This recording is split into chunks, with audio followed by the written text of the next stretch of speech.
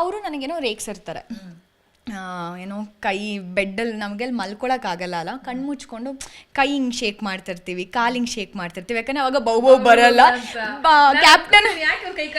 Captain ಅವಾಗ ನಮಗೆ punishment ಕೊಡಲ್ಲ, ಯಾಕಂದ್ರೆ ಸ್ವಿಮ್ಮಿಂಗ್ ಪೂಲ್ಗೆ ಯಾರು ಬೀಳೋದು. ಸೊ ಮಲ್ಕೊಂಡಿದ್ದಾಗ ನಾವು ಎಲ್ಲೋ ನಾನಂತೂ ಒಂದು ಕೋಂಬ್ ಬಿಟ್ಕೊಂಡ್ಬಿಡ್ತಿದ್ದೆ, ಹಿಂಗಂತ ಇರ್ತಿದ್ದೆ, ಇಲ್ಲ ಏನಾದ್ರು ಹಿಂಗೆ ಅಂತಿರ್ತಿದ್ದೆ. ಅವತ್ತಿನ ನಾ ಏನು ಮಾಡ್ತೀನಿ, ಸೋಫಾ ಮೇಲೆ ಮಲ್ಕೊಂಡು ಕೈ ಹಿಂಗೆ ಅಂದ್ಕೊಂಡು ಕಾಲು ಹಿಂಗೆ ಅಂತಿರ್ತೀನಿ.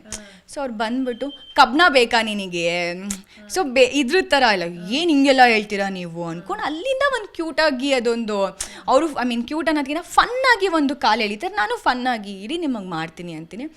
ಆವಾಗ ಅವ್ರು ಹೇಳ್ತಾರೆ, ನನಗೆ ಈ ಮನೇಲಿ ತುಂಬ ಇಂಪಾರ್ಟೆಂಟ್ ಅಂತ ಬಂದರೆ ದೇವರು ವಿಗ್ರಹ.